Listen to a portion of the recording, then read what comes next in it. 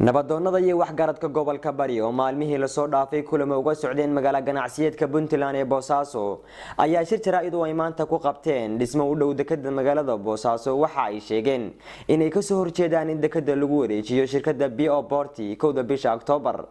waxayna ugu baaqeen dawladda federaalka Soomaaliya inay doorkeeda ka qaadato oo ay arintani soo farageliso nabadoonnada shirka jaraa'id ka hadlay waxa kamid ahaa nabadoon Maxamed Cumar Dhowlwa nabadoon Muuse Mire Jibriil nabadoon Maxamed Casayr nabadoon Cabdulqaadir Axmed Xarago nabadoon Mahad Khalid Muuse iyo nabadoon kale oo ka soo kala jeeda inta badan beelaha dega gobolka Bari waa la soo arkay dhulkii ay soo martay hadda berbera waa xiran tahay Suudaan waa soo xirtay عدن وسو xirtay Djibouti waa soo dhaafisay berberay ku soo dhameysay haddana halkii cagaa soo dhigatay waxaan leenahay shirkadaas inama gasho taaka aanan raali ka ahayn oo la qaadan karo male dhulkeena anaga iska leh shirkadaas inama gasho nooma timaado waxaan ugu baaqaynaa ummadda Soomaaliyeed dawladda Soomaaliyeed ee dalkan mas'uulka ka ah inay arkaan dhibaatada ka taag waa diidanahay wax naga dhaxaya ma jiraan nooma timaado waa inay doorkooda qaataan dawladda federaalka oo joojiyaan maamulada iska ordaayo oo saxiido la soo galaya dalka wareejinaya waxaanu ka soo horjeednaa waxaanu qaadacnay waxaanan u fadhiin heshiiska lala soo galay DBO in dekedii maandeeq ee Soomaaliya oo dhan ay ka adeeganaysay in la xiro oo halka lagu banido taasoo asbaabteeda aanu ka dhiganayno dekada ay hore u soo xidhay waxaanu halkaan ka soo jeedinaynaa inaanan qabin inay noo timaado haddii inaan sidaasaan ku kala nabadgelayna waxaan rabaa dawladda Puntland labada gole waxaan u sheegayaa maxkamadda aanu ka furannay Garoowe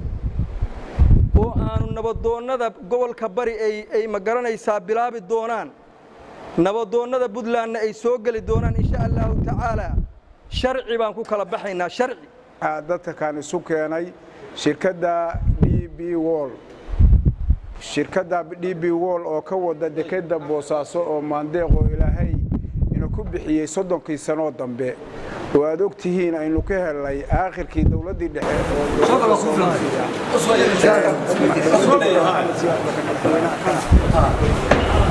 deynina ku ahayna deeq ahayd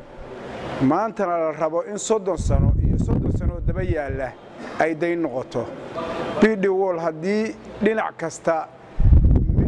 dadka muhiimka u ah gobolka Bari oo aad halka ka aragtaan ay ka eegeen iyo aqoon-yahanadooduba wax maslaxada ugu ma jiraan gobolada Puntland oo faraha badan oo aan gobolka Bari ahayn waxaan idin leeyahay idinkana dhibtanu gobolka Bari kaliya ma saameynayso mana haysato dhamaanteen wayna wada saameynaysaa waxaan gobolada baaq ugu dirayaa shirarakan iyo kuwa lamid ah iyo saxaafadda inaad ka hadashaan iyo inaad ismadiina ma garanaysaa target garaysaan oo tiraahdaan wax ka qabta idinkana xilba idinka saaran idinkana baaqaasaan idin diraya BB Wall waa tuugo waxay tuugo u tahay Djibouti 30 sano fadhiday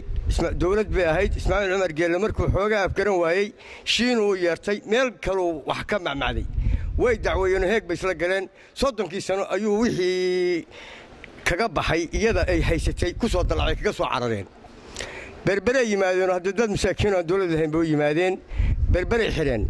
maanta inaga inoo yimaadeen BB Wall tan in la xiraal rabaa 30 sano ayay Afrika oo dhan waxay ahayd deked iyo Soomaaliya iska daa Soomaaliya Afrika waa ahayd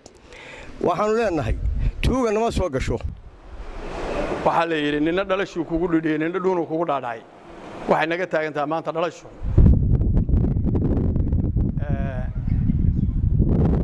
dekeda dhismaheeda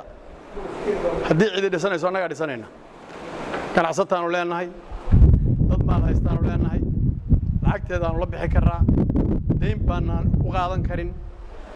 annaga la baxayna sharaagna annaga la iimaanayna Ahmed Said Hassan Ahmed Shimali Somali Cable Boosaaso